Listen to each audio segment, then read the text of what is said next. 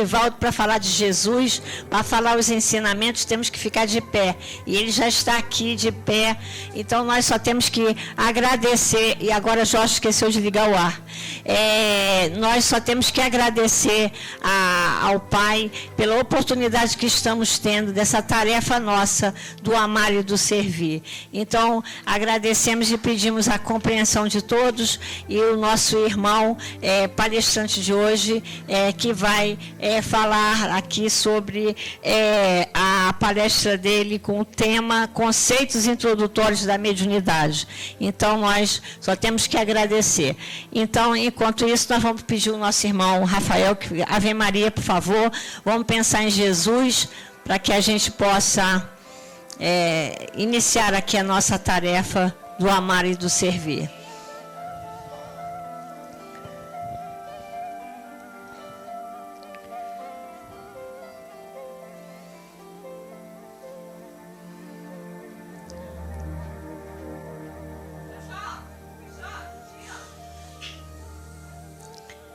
Deus, nosso Pai, de infinito amor, de infinita bondade, Jesus, nosso divino mestre e amigo, e todos os bondosos irmãos que nos assistem aqui nesta manhã, que nesse momento, Senhor, possamos nos envolver nesta vibração de amor e de paz, para que esse sol que brilha lá fora possa brilhar em nossos corações todo o teu amor. Abençoa, Senhor, os nossos propósitos desta manhã, que esse nosso irmão, Leonardo José, possa, Senhor, passar sua mensagem, o que ele se programou, o que ele se preparou para falar nesta manhã. E nós aqui te pedimos para que possa continuar abençoando o nosso lar, que ele continue sendo esse lar de orações. E nós, Senhor, só temos que agradecer a presença de todos os irmãos que estão aqui, né, nesse lado e do outro lado, esses amigos espirituais que são incansáveis. Abençoa, Senhor, os nossos irmãos, e que todos que vão passar pelas salas de tratamento, sala Meimei, sala Chico Xavier, sala Sheila, sala Inácio Ferreira, sala Doutor Bezerra, que todos, Senhor, sejam agraciados com esses eflúvios e que possam sair daqui mais fortalecidos, acreditando cada vez mais na tua bondade. Abençoa os nossos propósitos, que Meimei, mentor espiritual do nosso lar, continue a nos fortalecer, a nos dar sempre bom ânimo, força, coragem, para estarmos à frente desta obra cristã. Pai nosso que estás no céu, santificado seja o vosso nome, venha a nós o vosso reino, seja feita a vossa vontade, assim na terra como no céu. O pão nosso de cada dia nos dai hoje, perdoai as nossas ofensas, assim como nós perdoamos aquele que nos tem ofendido. E não nos deixeis cair em tentações, mas livrai-nos, Senhor, de todos os males. Que assim seja, graças a Deus. Agora nosso irmão, né? Isso. Isso. No ouvido, isso. Pronto. Aí pendura em você. Tá vendo que chique? No ouvido, vê se dá. Deu? Tá. Isso. Isso. Gente, enquanto ele está se organizando aqui, nós temos todas as terças-feiras atendimento espiritual. Já acabou? Quando fala. E temos atendimento de florais. Não se esqueça que nossa casa está sempre aqui, essa oportunidade. E o atendimento também de fisioterapia. E a evangelização dos nossos jovens, das crianças que estão chegando aqui em nossa casa. Então, nosso irmão já está pronto, e que Jesus nos abençoe, que tenhamos uma manhã de aprendizado. Somos todos aprendizes de Jesus.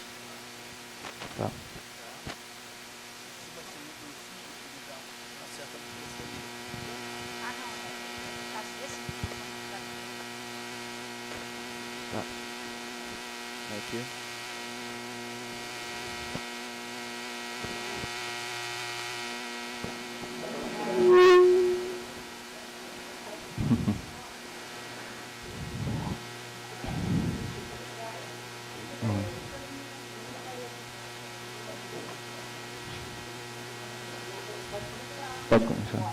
Tá bom. Esperar os slides.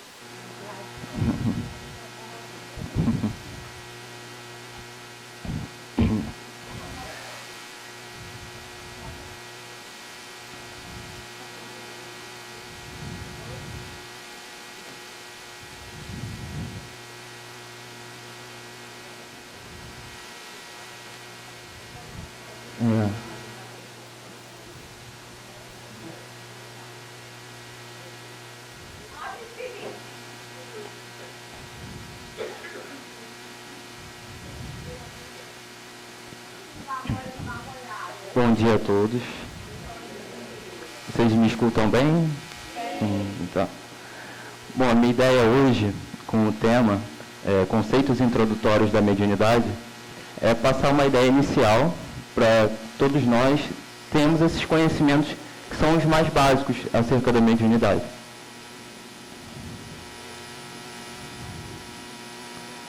Bom, estabeleci alguns objetivos.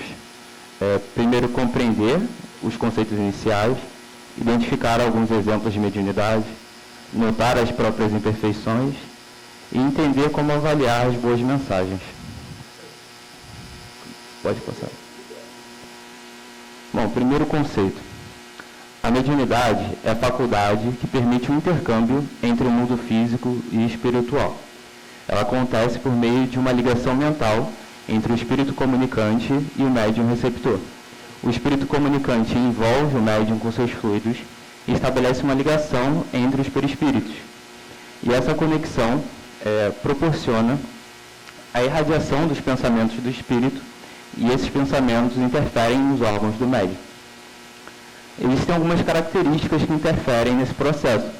A afinidade entre o médium e o espírito, ou seja, a semelhança de ideias, de pensamentos, a intenção que o médium tem em relação ao espírito, e também a predisposição orgânica.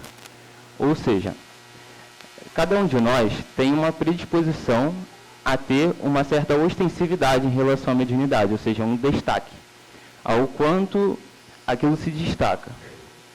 E isso não está relacionado diretamente a quanta fé aquela pessoa tem, e etc. Está ligado realmente a uma predisposição orgânica. Pode passar.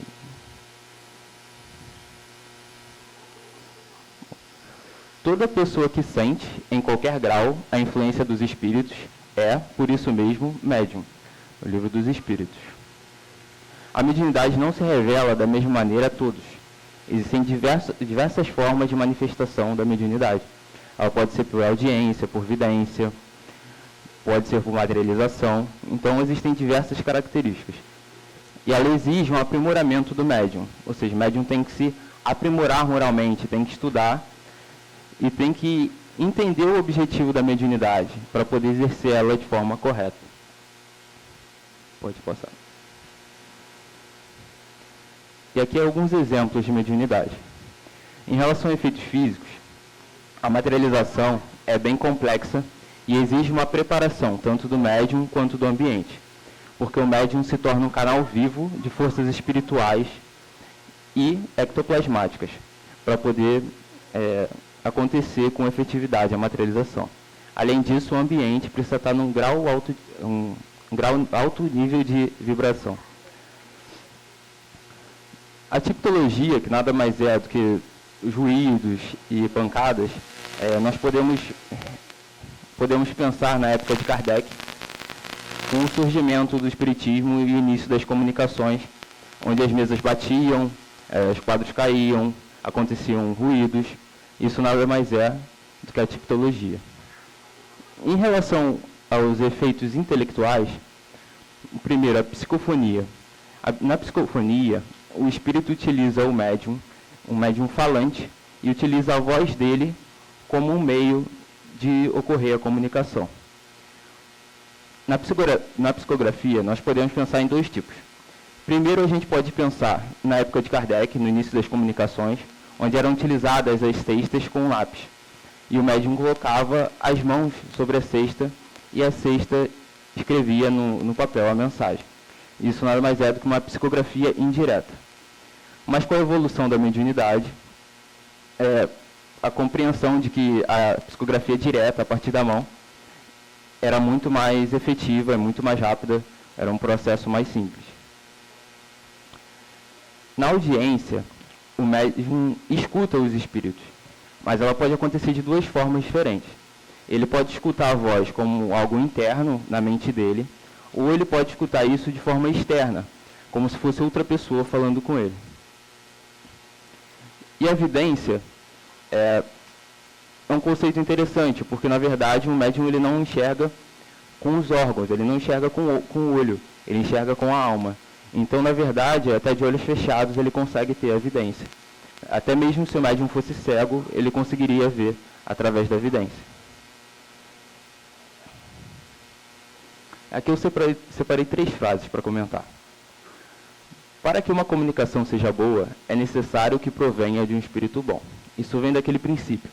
O bem provém do bem. Se a comunicação é boa, ela está de acordo com o Evangelho, ela é razoável, ela faz sentido, então ela provém de um espírito bom. Para que esse espírito bom possa transmiti-la, ele precisa dispor de um bom instrumento. Aí o papel do médium, ele precisa se aprimorar, ele precisa estudar, ele precisa entender os mecanismos da mediunidade para poder passar corretamente a mensagem de forma leal ao que o espírito, ao objetivo do espírito. Para que queira transmiti-la, o espírito, é necessário que o objetivo lhe convenha. O espírito, ele observa o ambiente, ele observa o receptor, ele observa quem vai receber a mensagem e avalia se ele vai conseguir atingir o objetivo, ou seja, se aquela mensagem vai ser efetiva. E só aí ele decide se vai ser produtivo ou não transmitir a mensagem. Pode passar. Agora falando um pouco sobre algumas imperfeições relativas ao médium. E primeiro comentar uma frase que eu coloquei ali, que é que a imperfeição não seja sua desculpa. Ou seja, por mais que você possa notar ter em algum grau alguma daquelas imperfeições, bom, bola para frente, vamos corrigir e vamos continuar o trabalho. Primeira imperfeição, obsessão. Na obsessão, o espírito ele fica à mercê, ou melhor, o médium fica à mercê de espíritos inconvenientes, mas ele tem a noção disso e não se convence acerca desses espíritos. A segunda imperfeição é o fascínio. Nesse caso, o médium ele passa a acreditar nesses espíritos mentirosos. Na terceira, a subjugação é uma situação um pouco mais profunda do que a obsessão. Os espíritos conseguem modificar mais profundamente a moral do médium, afetar ele mais diretamente na tomada de decisões, e essa subjugação pode se tornar até mesmo física, de forma que os espíritos conseguem provocar movimentos involuntários no corpo do médium, e ele não consegue evitar.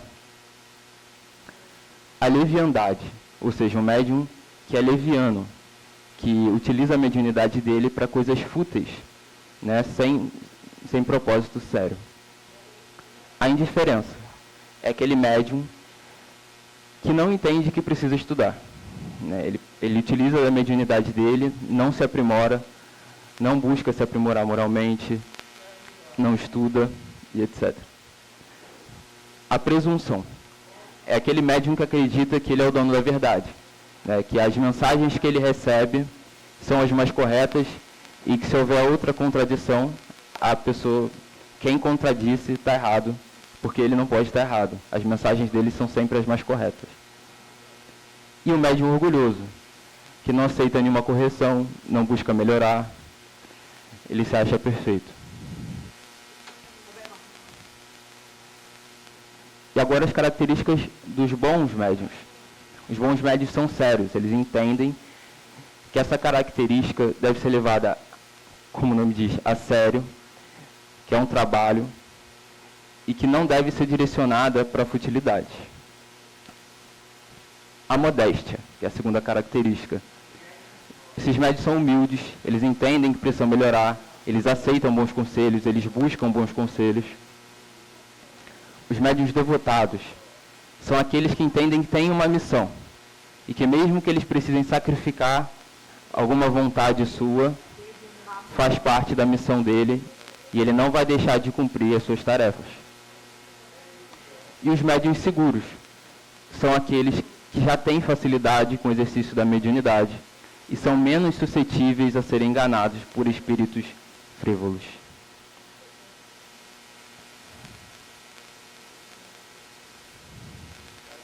Pode passar. A mediunidade não é algo novo. Ela sempre esteve presente na humanidade. Em diversas épocas, em diversas civilizações, a gente tem diversos sinais de comunicação entre o mundo espiritual e o mundo corporal. Nós podemos lembrar primeiro dos profetas da Bíblia e como eles eram pontes entre o mundo espiritual e a civilização.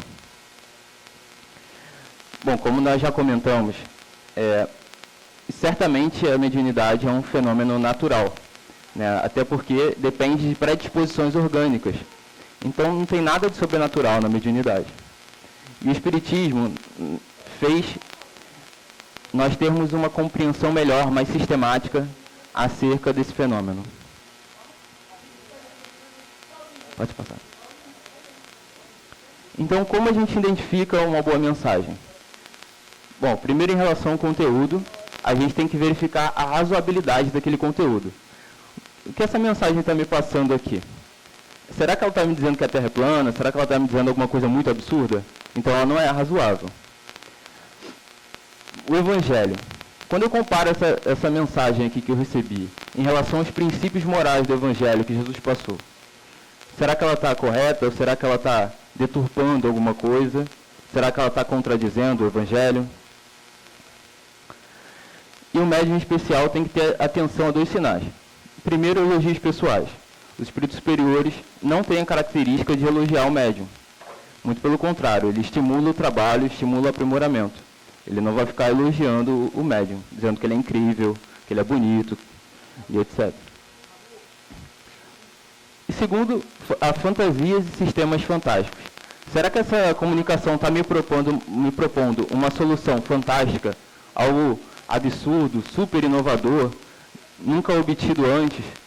Bom, pode ter alguma coisa de errado na mensagem.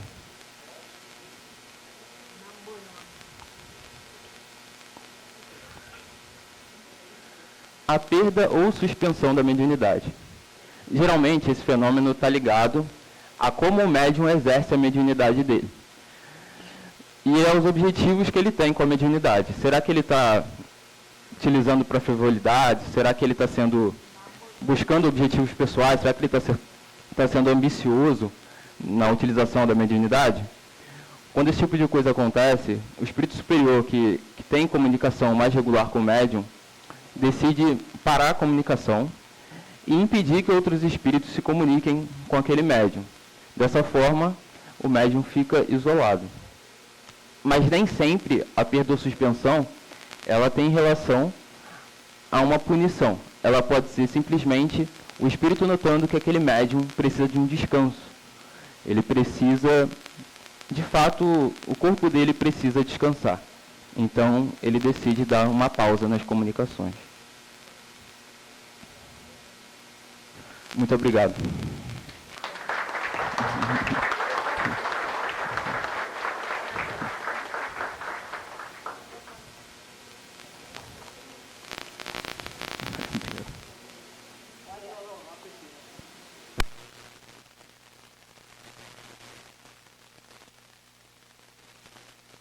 Muito obrigado. Realmente, ele foi bem, ele conseguiu sintetizar, falar bem em um tempo curto. Olha, realmente você está de parabéns. Você consegue realmente elaborar os conteúdos. Eu sei que não se deve elogiar muito, mas parabéns, viu? Que você continue sendo esse médium, esse trabalhador da Seara de Jesus desta maneira, tá? Então, pedimos aos trabalhadores que vão para as salas de tratamento, por favor, né? E todos possam ir se dirigir às salas de tratamento. E nosso irmão, quanta luz! Nesse ambiente, descendo sobre nós, vibrando em nossa mente, quanta luz, quando assim prece com minha alma cresce aos olhos de Jesus.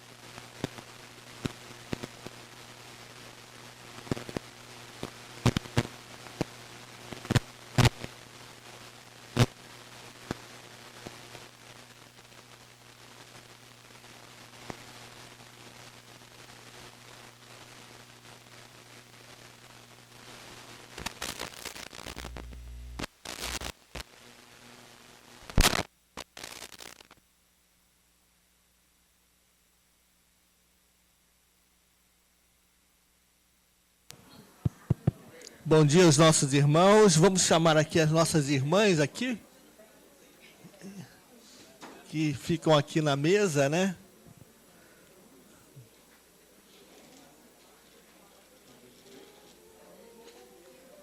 Que chegam aqui.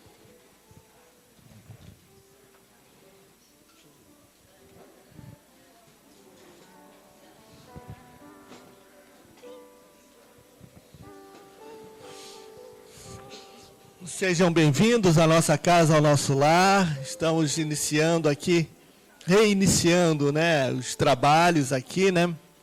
Nossos irmãos já foram lá para dentro. E nós temos aqui que dar continuidade aqui à nossa palestra. Nós já estamos com os nossos irmãos aqui. Eu vou passar para a nossa irmã Valéria, que vai fazer o evangelho para a gente. Bom dia a todos. O capítulo do Evangelho, que para a gente falar hoje, é bem-aventurados aqueles que são brandos e pacíficos. E, especificamente, a paciência. A dor é uma bênção que Deus envia aos seus eleitos. Não vos aflijais, pois quando sofrerdes, mas bendizei, ao contrário, o Deus Todo-Poderoso que vos marcou pela dor neste mundo para a glória no céu. Sede pacientes. A paciência é também uma caridade e deveis praticar a lei da caridade ensinada pelo Cristo, enviado de Deus. A caridade, que consiste na esmola dada aos pobres, é a mais fácil das caridades. Mas há uma bem mais penosa e, consequentemente, mais meritosa. Qual será? É de perdoar aqueles que Deus colocou sobre nosso caminho para serem os instrumentos dos nossos sofrimentos e colocar a nossa paciência à prova.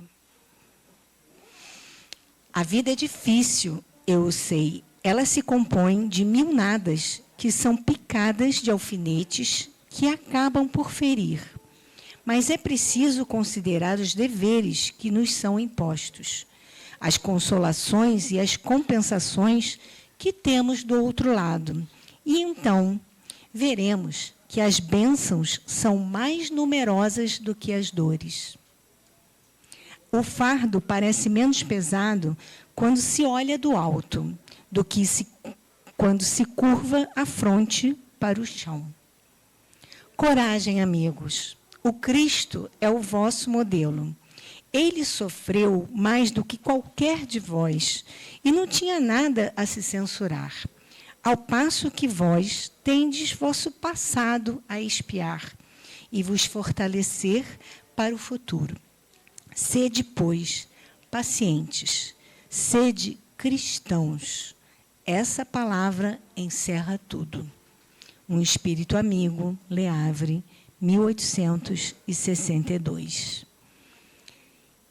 Então, a paciência é uma forma de caridade. E a maior delas que fala aqui não é dar esmola aos outros.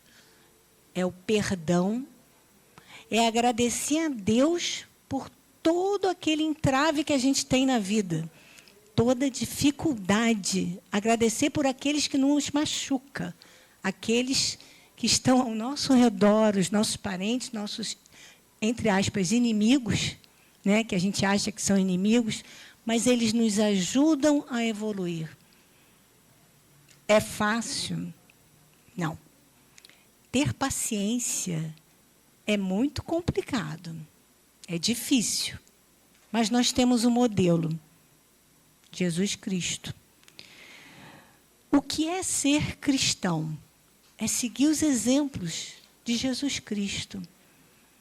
É seguir os exemplos daqueles que a gente já conhece, que são mais pacientes do que a gente em determinados momentos. Porque nem todo mundo é 100% o tempo todo, né, com as suas qualidades, seus adjetivos, né? Não. Nós temos... É igual uma onda. A gente, às vezes, está bem, às vezes a gente está mal. Às vezes a gente está bem, às vezes a gente está mal. Mas o número de bênçãos que nós temos é muito maior, né, do que as nossas dores. É o que fala aqui. Então, nós temos o quê? A nossa cruz. E temos que ter paciência com ela. Até Jesus, quando foi para o Calvário, onde ele carregava a sua cruz, teve um momento que ele vacila no caminho e não consegue se levantar. E um dos guardas pede para um desconhecido, ajudar Jesus a carregar a cruz dele até o Calvário. Quem é esse homem que ajudou Jesus? Não interessa. É qualquer um de nós, irmãos em humanidade. Somos todos criados por Deus, fomos todos criados. Então, temos que ter essa paciência exercitada dia a dia nas pequenas coisas. A gente não fala assim, quando a gente perde a paciência, que não foi só aquilo, foi o todo. Cada dia aumentando aquele copo d'água até que ele transborda, né? Até que aquela gotinha final faz a gente transbordar e, muitas vezes, falar coisas que não deve, né? Agir como não deve. E aí nos custa muitas horas e horas para pedir perdão, refazer o exercício, né? E voltar a praticar aquela situação para a gente passar por aquela prova. Que a gente possa ter, então, essa passagem que é muito linda, né? Aqui, essa página, como modelo para o resto dessa semana, né? Esse domingo seja um domingo mais de paz. Mas não é um domingo de paz porque vai estar tudo tranquilo, não. É um domingo de paz porque a gente vai estar lembrando que a gente tem que ter mais paciência com os outros e com a gente mesmo, né? Primeiro com a gente, para depois para os outros. Que essa semana possa ser esse lema para a gente. Estou falando para mim, principalmente. Quando eu falo aqui, eu primeiro falo para mim. Obrigada. Obrigado à nossa irmã. Nós vamos pedir ao nosso irmão Rafael aqui de volta aqui o nosso som, fazer a música de São Francisco, né, para a gente.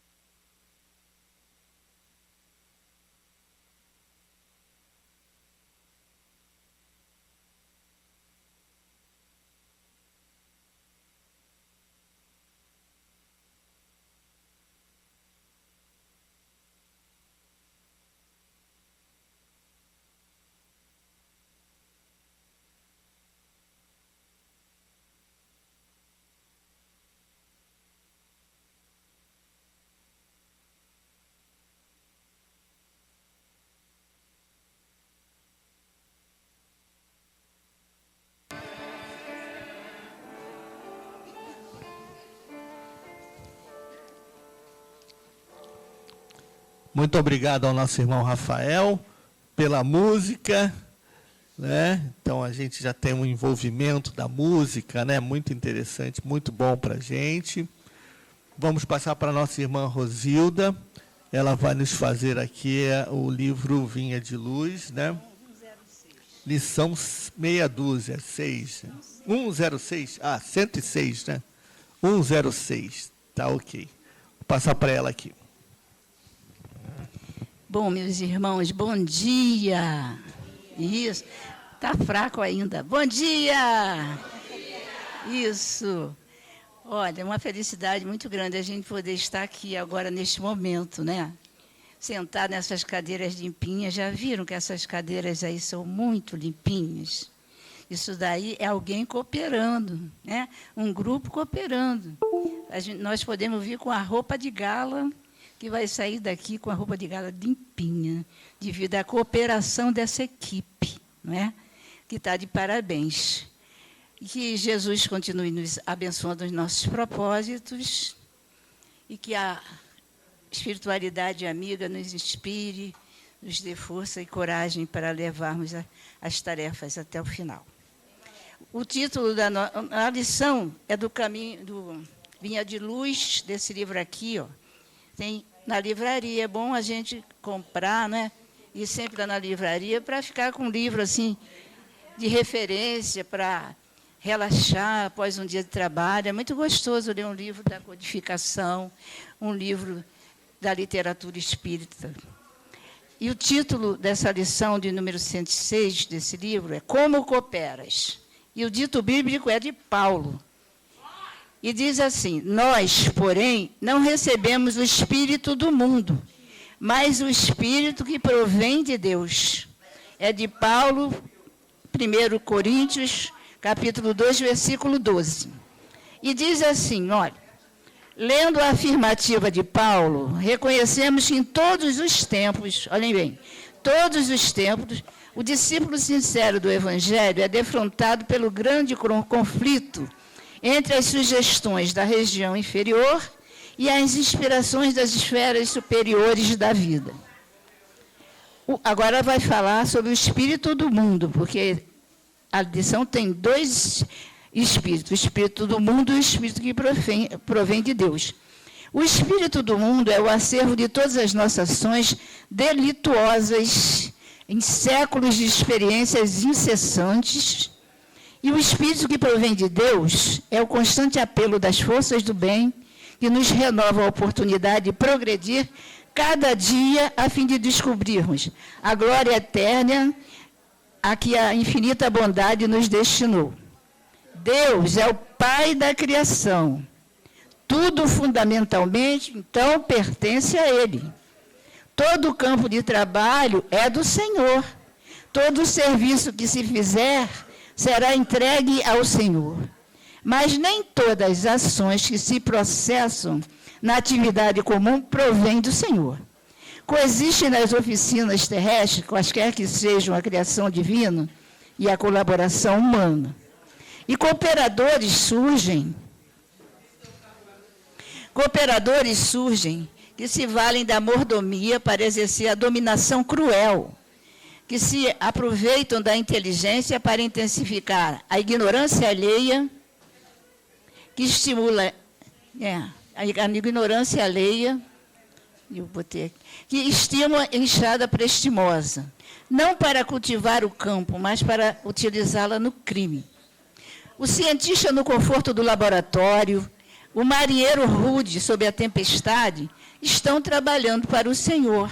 Entretanto, para a felicidade de cada um, é importante saber como estão trabalhando. Aí é que está. Como estão trabalhando, como estão, então, cooperando. Lembremos-nos que há serviço divino dentro de nós e fora de nós, a favor de nossa própria redenção. É justo indagar se estamos cooperando com o espírito inferior, esse espírito do mundo, que denominava até então, que dominava-nos até ontem, ou se já afeiçoamos ao espírito renovador do eterno Pai, que é o Espírito de Deus, que provém de Deus. Então, agora, vamos primeiro saber que história é essa de cooperar. Mas o grande boom aí dessa lição não é somente cooperar. É como nós cooperamos, de que forma nós agimos para colaborar com o nosso irmão. Será que essa forma do mundo, assim, mais inferior, ligado às coisas, somente às coisas, à maldade, às virtudes negativas, né? Ou será que a gente está pautando por essa cooperação que provém de Deus, que é uma elaboração que vem desde quando nós nos primeiros estádios da evolução da humanidade, nós somos muito, Joana diz que nós somos aselvajados. Quer dizer, nós somos muito brabos, nós temos muitos, o que vem na frente é um instinto.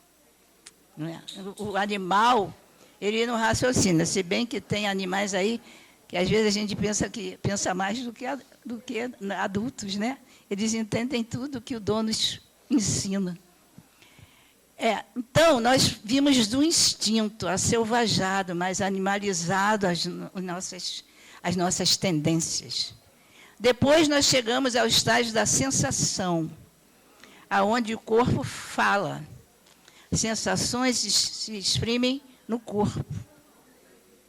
Até chegarmos ao estágio superior dos sentimentos nobres, mais elevados. A humanidade passa por aí. Então, diz no primeiro parágrafo, né, que nós... Cadê meu livro aberto? Eu fechei o livro. Valéria, abre aqui, por favor. É 106. Nós somos filhos de Deus. O que ele quer dizer aqui no primeiro parágrafo? No primeiro parágrafo, não. Quando ele diz assim, Deus é o Pai da criação. Se Deus é o Pai, nós somos todos irmãos em Cristo. Né? Somos todos irmãos. E nós, acima de sermos irmãos, nós somos filhos de Deus. Muito amados por eles. Porque Deus é amor. Então, se a gente está sofrendo com um espinho na carne, devemos procurar a razão, o motivo. Aliás, dizem que nem é bom perguntar. Na psicologia, diz que é melhor a gente perguntar qual o motivo que me faz estar assim. Não assim. Por quê? Por quê? Porque a gente quer saber por que eu sou tão boazinha, não fico fazendo mal para ninguém. Como é que eu tenho câncer? Como é que eu nasço sem perna, sem braço? E nós temos exemplo aí nas nossas Olimpíadas, quanto que nós temos nossos atletas cheios de medalhas, sem muitas vezes 2 pernas, 2 braços, né?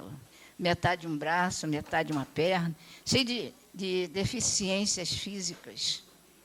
Temos também pessoas que são afetadas mentalmente, elaborando tantas coisas bonitas, em grupos de mães, por exemplo, fazendo artesanato, cada trabalho manuais que nos encanta, porque eles estão ali naquele momento, se depurando, é momento de depuração. Quando a gente procura alguma coisa para fazer, a gente acaba, às vezes, até esquecendo que está com dor. Já experimentaram quantas vezes a gente emprega a nossa mente no foco? Vou cuidar dos meus netos. Hoje vou fazer um bobó de camarão. Aí tem que ir para o mercado, comprar o camarão, ver o molho, não é? E ver o prazer de ver as pessoas ao nosso redor comendo aquele bobó, né? Gostoso, delicioso, uma feijoada, um churrasco. Cada um com as suas possibilidades e capacidades, não é? Cooperando primeiro para si mesmo. Como disse a nossa irmã Valéria, primeiro a gente tem que olhar para dentro, aqui, como é que está aqui meu interior, como é que estão as minhas emoções, os meus sentimentos, né? E nós vamos assim, progressivamente, porque o nosso objetivo maior é chegar a quase perfeição. Eu chamo de quase, porque perfeito só Jesus. Nós somos perfectíveis. E nessa linha, buscando essa perfeição relativa, a gente precisa colaborar. Paulo puxa aqui a nossa orelha. E ele diz assim, também. Ele traz essa passagem remete, assim, lembrar o tempo de criança. Quando a gente está engateando, como é que a gente faz? A gente fica pedindo, com os braços estendidos, pedindo socorro dos nossos pais. Depois a gente anda um pouquinho, cai aqui, cai acolá, quebra uma coisa da casa aqui, quebra outra acolá. Os pais ficam doidos, porque vão ficar com a metade da sala nesse período. Porque sempre vamos quebrar alguma coisa, vamos cair, vamos bater. E tudo é experiência. Tudo é experiência. A grande pergunta aqui da lição... Não, antes ele diz assim, há serviço divino dentro de nós e há serviço divino fora de nós. Né? O serviço divino dentro de nós é o trabalho interno que a gente precisa fazer, do autoconhecimento, procurar nos conhecer. Por que eu acho, de certa forma, com tanta coisa para fazer em casa, fico tomando conta da vizinha, com maledicência, olhando só o defeito dos outros também, julgando os outros. Então, será que eu estou com um grau mais elevado disso aí? Todos nós temos um pouquinho, né? Mas como é que está esse grau? Se o grau estiver elevando, a gente precisa refletir, tomar a decisão de melhorar, não é isso? Deixar os nossos equívocos para trás, porque nós precisamos seguir em frente na nossa jornada de progresso. E de que forma vamos colaborar? E o homem que se afasta de Deus, como é que faz? Ele continua nos vícios, nas paixões, alimentando as paixões em detrimento da coletividade e do bem comum. Porque depois que eu olhar para dentro de mim, procurar colaborar, e me melhorar internamente, né? Lapidar o que não está bom, colocando uma coisa boa no lugar do que não está bom, e procurando eliminar os nossos vícios, as nossas paixões inferiores. Porque internamente eu tenho também minhas guerras, externamente também. Nós estamos, basta ligar numa televisão, num rádio, que nós vamos ver que o mundo está em guerra, e os homens discutem para lá, discutem para cá, cada um puxa para o seu lado, e não conseguem harmonizar e resolver uma questão. Enquanto isso, o povo em Gaza não tem comida, a gente vê as crianças com aquelas panelas vazias, os caminhões, quando chegam, todo mundo avança, tem gente que pisa até o outro morre nessa necessidade de alimentação, crianças esqueléticas. Não precisa ir muito lá em Gaza, no Brasil mesmo temos o quê? Por que a nossa doutrina ela traz um trabalho social muito grande? Porque aqui no Brasil também está cheio de crianças passando fome, crianças esqueléticas. Meu amigo, tudo de bom para você, bom dia. Nós vimos as guerras externas, mas nós temos aqui dentro as nossas guerras que são muitas vezes maiores do que essas guerras internas. Então, vamos procurar nos harmonizar, não é? E para aliviar essas guerras, essas coisas todas, o Espiritismo dá de presente para nós trabalho social. É o morador de rua que precisa de ajuda, é a mulher grávida que não tem um enxoval, não é? É o prisioneiro que não recebe visita, é o doente no hospital que ficou abandonado,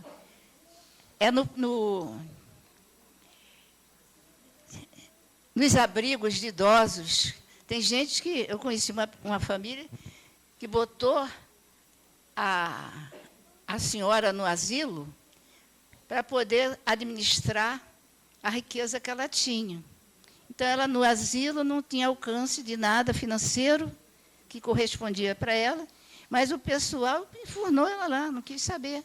Né? Parece até uma novela que tem aí que colocou o filho longe da família toda, né?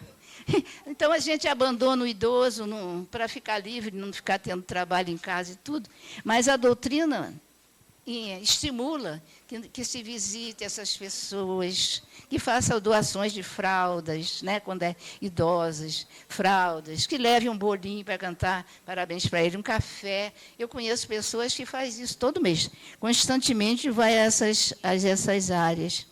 Os grandes líderes desestabilizam, conturbam, ao invés de esclarecer e colaborar, muitas vezes eles criam uma confusão tremenda no país, ainda interfere no país dos outros. É uma confusão, né? Então, nós precisamos estar vigilantes, oração e vigilância, para nós e para eles, para que eles recebam assim, os fluidos da espiritualidade e vai se esclarecendo mais para ajudar mais a população tão necessitada. Eles trabalham com o Espírito Divino, essas pessoas? Eles estão trabalhando para o progresso? Pensam que estão trabalhando, né? Mascaram, fingem que estão trabalhando pelo povo, na verdade, só olhando o umbigo deles. Então, para esses que são do mundo, a gente precisa orar muito pelos nossos governantes, para que a gente tenha pelo menos paz, né? Que a gente possa sair para trabalhar e voltar, porque às vezes a gente sai. Eu fico pensando nesses policiais, todo dia nessas guerras. Aí sai de casa com os filhos, com a esposa, não sabe se vai voltar. Aqui no Rio de Janeiro, não sabe se vai voltar. É uma dificuldade, falta de paz muito grande, falta de segurança. Então, nós precisamos orar muito pelos nossos governantes, para que eles trabalhem para o Senhor, para que eles trabalhem, né, para esse Deus que existe e que nos dá tantas oportunidades na vida de trabalho, de bênçãos, né? Estar nessa casa é uma bênção. Somos super bem acolhidos, é um lugar que acolhe e abraça mesmo cada um de nós. Eu aqui mesmo recebo muitos abraços, saio toda feliz. Então, a casa abraça não só cada um que chega. A nossa irmã Reneide é a primeira que fica ali no portão recebendo. E ela lembra de todo mundo, que está faltando não sei quem, está faltando não sei quem, está faltando não sei quem. Um carinho especial. Então, nós somos privilegiados, porque aqui nós recebemos o amor que vem de Deus mesmo. Não é um amor que vem do mundo também, mas porque tem uma cozinha com coisa muito gostosa. Eu, quando chego, já viro à esquerda. Vou lá na cozinha separar os meus empadõezinhos de legumes. Então, a gente também precisa das coisas do mundo, respirar as coisas do mundo, mas com moderação, com harmonia, com calma. Então, olha, trabalhar para o Senhor é ter a sua atividade da mais simples à mais complexa, colaborando, permitindo também que outros também possam colaborar. Hoje mesmo, a nossa irmã está chamando os médios mais novos que se identificam no trabalho, né? Que tem uma moral mais elevada, porque o médio, nós acabamos de ver, tem que estar com a moral sempre se aprimorando a moral, estudando e aprimorando a moral. Nós acabamos de ver isso com o nosso irmão. Então, olha, a gente precisa dar emprego, a irmã Reneide dá. Coordenando pessoas, ela tem os seus coordenadores. No trabalho de dia a dia, os pais vão trabalhar, as mães também, né, que as mulheres também agora estão dividindo muito com o homem, tudo em casa, os trabalhos, as finanças, tudo. Então, é preciso que a gente trabalhe com a mente e com o coração, conectados, mas ligados a Deus. O pai sai para trabalhar, a mãe, para prover toda a família. Não é? Nós temos, aí na lição dá o exemplo do cientista, e do marinheiro. O cientista fica no laboratório trabalhando. Nós tivemos uma pandemia que o mundo inteiro se mobilizou para arrumar uma vacina rápido, senão a gente já era babau, que nem diz na minha terra, babau, porque aquela época não foi brincadeira para todos nós, todos. Ficar em casa sem poder sair, usar máscara, não foi uma etapa fácil que nós passamos, mas passamos. Com Deus a gente sempre passa. O cientista fica lá no trabalho dele. O marinheiro fica enfrentando as tempestades lá, as ondas altas, né? Tempestade, o navio balança muito mais para lá e para cá. Cada um no seu trabalho, mas todos cooperando com Deus, não é? Cooperando, procurando colaborar com o mundo, que nós somos co-criadores, né?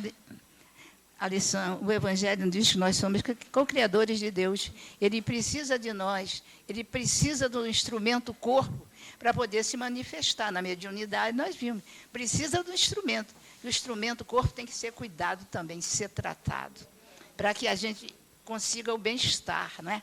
Que é A definição de saúde é a gente estar em bem-estar, sentir como estamos aqui agora. E que Jesus continue dando esse bem-estar para nós, em casa, no trabalho, na casa espírita. Obrigada pela atenção e graças a Deus. Obrigado, nossa irmã. Nós vamos agora para a música Noites Traiçoeiras, né?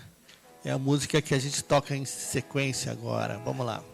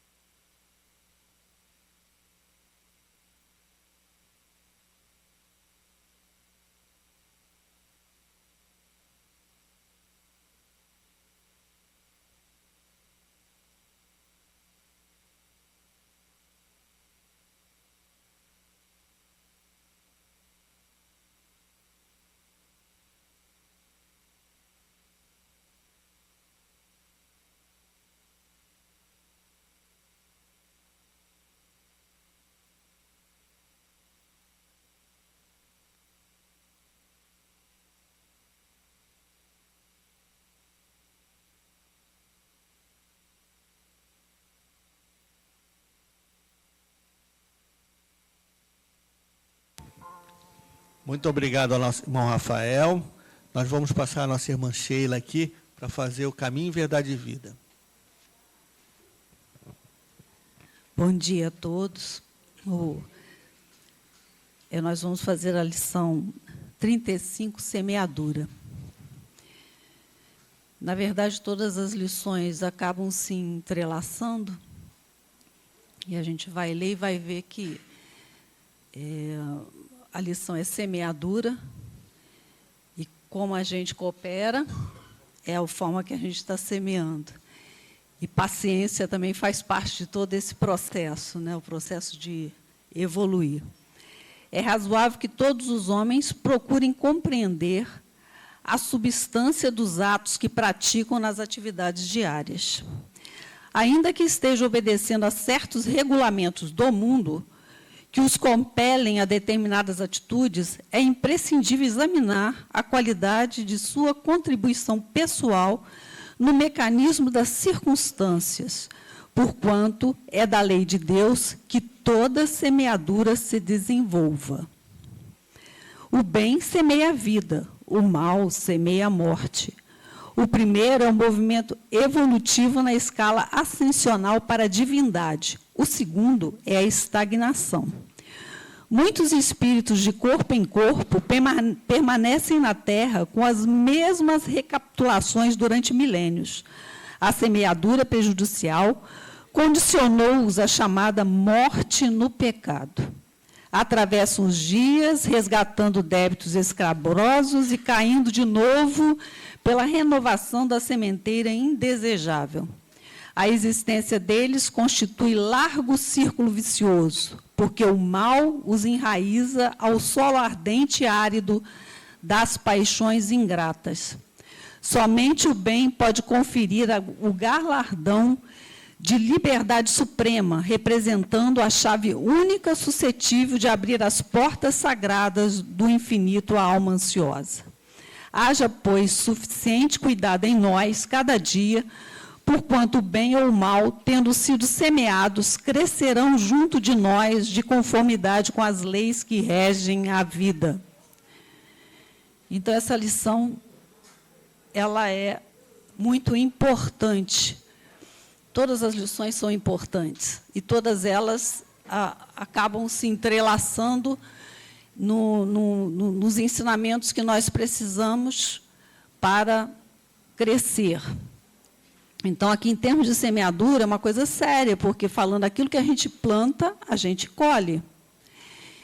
E Jorge botou aqui uma lição de Emmanuel no início, não sei se alguém chegou a ler, mas mais ou menos mostrando como isso é uma verdade. E a gente semeia hoje e a gente colhe amanhã. Então, muitas vezes, a gente vê nesse mundo gente fazendo maldades inacreditáveis e a gente pensa, poxa, passou e não colheu, vai colher. E a gente vê isso o quê? Olhando ao nosso redor o que acontece hoje. Não é mesmo? Você não vê pessoas em sofrimento enorme? Então, se você vai fazer uma regressão, vai ver o que ele semeou lá atrás. Né? Quem semeia vento, colhe tempestade. Então, nas pequenas coisas da nossa existência, a gente pode ver a semeadura. O nosso convívio familiar, as nossas dificuldades, as nossas doenças, né? As nossas passagens por incompreensão, e as coisas difíceis, mas que a gente se sente obrigado a persistir. Porque você fica falando assim, gente, por que essa pessoa aguenta aquela situação? Às vezes, um marido difícil, uma mulher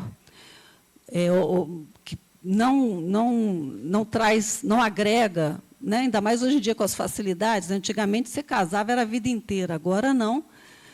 Não estamos entrando aqui no mérito de certo ou errado. Mas por que determinadas pessoas, você olha e fala, gente, mas eu não entendo. A pessoa entende. Porque nós, embora não estejamos conscientes mas, no fundo, nós sabemos que nós plantamos e hoje nós estamos colhendo. E a gente tem que entender que nós sabemos que estamos fazendo errado. A gente pensa assim, não sabia, fiz. Sim, eu acho que a gente colhe na medida do nosso entendimento. Quanto mais entendimento nós temos, mais nós seremos cobrados. Aí nós vamos perguntar, mas como é que eu vou saber se eu estou fazendo certo ou errado? Aí a gente pergunta, né, que tem aqui a pergunta do Livro dos Espíritos, pergunta 621 do Livro dos Espíritos. Onde está escrito a lei de Deus? Na nossa consciência. Quer dizer, quando nós semeamos o que não deve, nós sabemos que não estamos certos, mas nós fechamos os olhos o quê? Porque nós estamos atendendo, muitas vezes, a coisas do mundo, né? Nós ficamos fascinados, nós botamos o óculos da ilusão e passamos a fazer o que não é de acordo com a nossa consciência. E a gente vai colher isso aí, com certeza, futuramente. E aí nós temos que nos lembrarmos de nos espelharmos, e aí também é outra pergunta, né, do Livro dos Espíritos, 625, qual o tipo mais perfeito que Deus ofereceu ao homem para lhe servir de guia e modelo? Jesus. Então, nós agora temos tudo para podermos prosseguir, avançar. E nós temos o conhecimento. O conhecimento hoje é maravilhoso. Olha quantos livros a gente tem aqui. Páginas maravilhosas que a gente pode abrir todos os dias, né, buscando elevar o nosso padrão. Porque a questão é o que a gente faz, mas é aonde a gente vibra, onde a gente bota a nossa emoção e o nosso coração, que é o mais importante. Você pode passar uma vida inteira não fazendo nada significativamente ruim, mas se você manteve um padrão de vibração, não acendeu nem um pouquinho, não trabalhou nem um pouquinho, você está estagnado, né? É aquela pessoa que está mantendo os mesmos erros, as mesmas coisas, não está se esforçando, e a gente está em ocasião agora de se esforçar. Aquele falando que muitos espíritos mantêm, durante milênios, o mesmo comportamento. E eu achei interessante que eu vi numa palestra do Haroldo, falando, porque a gente vê vidas sucessivas, é muito interessante. A gente tem vários livros mostrando como é que age a lei de Deus e como é que age a questão da semeadura. A gente tem o Há 2000 anos, né, que é o livro de Emmanuel, e depois você tem, falando da própria vida, né, depois você tem ele reencarnado 50 anos depois como escravo. Vale a pena. Os livros da Ivone são maravilhosos. A Ivone, 3 livros dela falando, contando exatamente como é que as coisas são encadeadas. A noite de São Bartolomeu, né, quando a gente vê nas voragens do pecado, ela ali cometendo erros, porque, na verdade, a gente se desconecta com aquilo que Deus quer para a gente. A nossa consciência fala, mas a gente não escuta, e a gente acaba fazendo erros e semeando tempestade, semeando vento para colher tempestade. E aí os livros vão, e depois as outras existências, como é que aquilo vai se interligando. E também mostrando que nós nunca estamos sozinhos, nós não estamos largados, nós temos sempre a ajuda de bons espíritos. E eu acho que é importante nisso tudo, a gente semeou e não semeou bem. Tudo bem, faz parte, mas o nosso propósito é de evolução. Então, nós temos que nos lembrar que nós somos criaturas divinas. Então, nós temos tudo para dar certo. A gente não tem que ficar chorando sobre leite derramado. Embora a compreensão do que a gente fez em outras existências seja interessante, vale a pena a gente ficar fixado no passado? Não. Levanta, sacode a poeira e vamos embora. Né? Vamos construir o nosso futuro. Nós vamos semear hoje para colher amanhã. Então, aqui, só a título de curiosidade, como eu estava falando, o Haroldo, né, na palestra, ele falando de reencarnações. Então, nós vemos Alexandre o Grande, que depois reencarnou como Júlio César, Napoleão Bonaparte, e eu tenho a impressão que ele falou do Gorbachev, que foi a última reencarnação. Então, a gente vê que o espírito ele não muda. A gente não muda, a gente mantém uma coluna vertebral. E o Alexandre o Grande, o rei da Macedônia, conquistou, né, o mundo.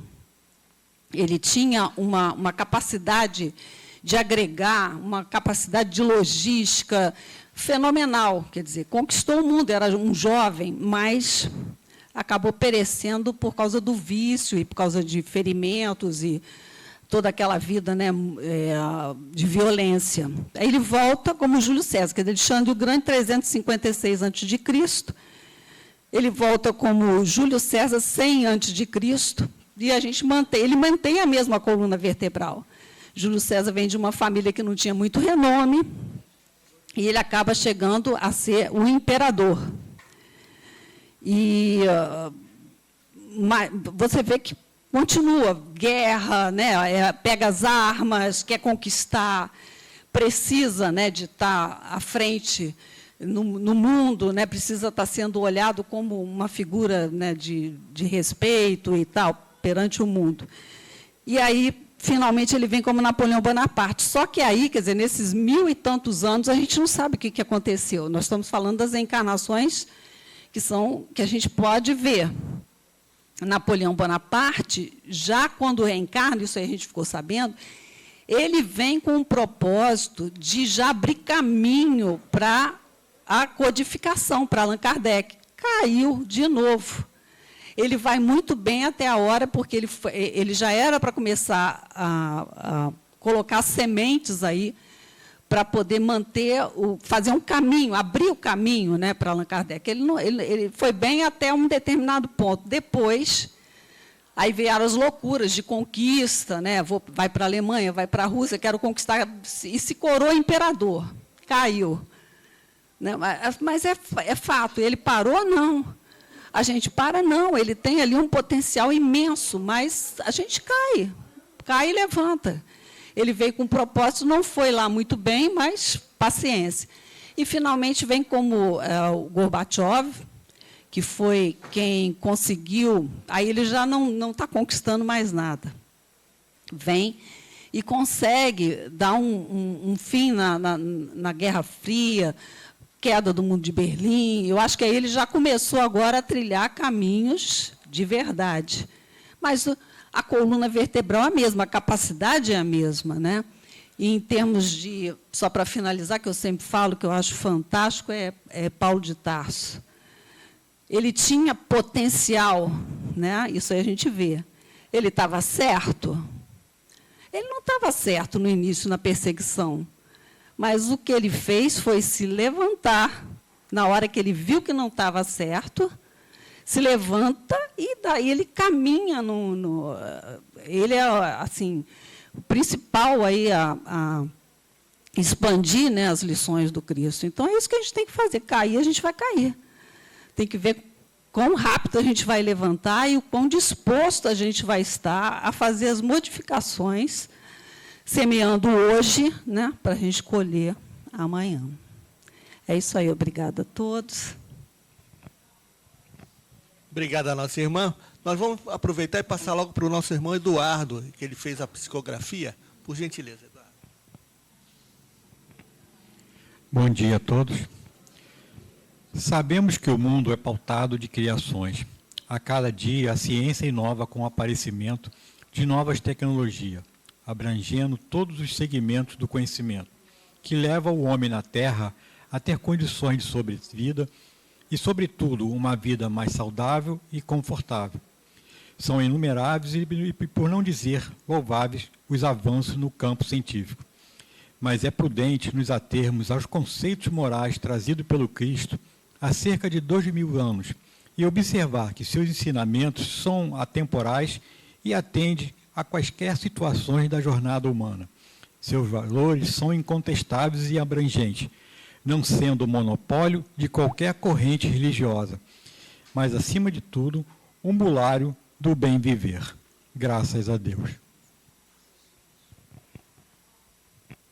Graças a Deus. Muito obrigado ao nosso irmão. Então, nós já estamos... nós temos a música do Chico, né? Temos? Não? Já está na hora de encerrar? Já, então tá. Já são 10 horas, é melhor nós encerrarmos, né? Então, vamos lá na Ave Maria. Nós já vimos aqui a paciência, vimos semeadura, vimos o teu que foi a cooperação, né? Então, já temos bastante material de reflexão, de análise, de entendimento, de compreensão. Vamos, então, para a Ave Maria, agradecer pela oportunidade que nós estamos tendo, né? Porque, na realidade, ainda não acabou. Aliás, os irmãos que ainda não tomaram passe, aguardem, serão chamados para o tratamento, tá? Nós vamos encerrar aqui essa parte aqui, agradecendo a Deus, nosso Pai, a Jesus, nosso Mestre, pedindo aos irmãos da espiritualidade, as bênçãos de Jesus para todos nós, as bênçãos do Senhor, Deus, nosso Pai, para toda a humanidade, para que tenhamos paz, tranquilidade, harmonia entre os homens, harmonia entre as famílias, que dentro das famílias a harmonia reine, né, para que se inicie essas células, se inicie e todo o corpo possa ser, digamos assim, equilibrado, harmonizado, feliz, né? Porque na realidade buscamos a felicidade, buscamos a paz, buscamos a harmonia. Então que Jesus nos abençoe mais uma vez, que os irmãos espirituais possam ter encontrado em cada um de nós, na hora, no momento do passe, o vaso receptivo, para que os fluidos benéficos possam ter entrado, possam ter alcançado as regiões mais íntimas do nosso espírito, do nosso organismo, do nosso perispírito, na verdade, né? Para que haja essa renovação espiritual. Que Jesus nos abençoe mais uma vez, que possamos encerrar nossa reunião nessa parte, fazendo a prece que Ele nos ensinou ao nosso Pai que está no céu. Pai nosso que estás nos céus, santificado seja o vosso nome, venha a nós o vosso reino, seja feita a vossa vontade, assim na terra como no céu. O pão nosso de cada dia nos dai hoje, perdoai as nossas ofensas, assim como nós perdoamos aqueles que nos têm nos ofendido. Não nos deixeis cair em tentações, mas livrai-nos, Senhor, de todos os males, que assim seja, graças a Deus. E vamos fazer a Ave Maria também.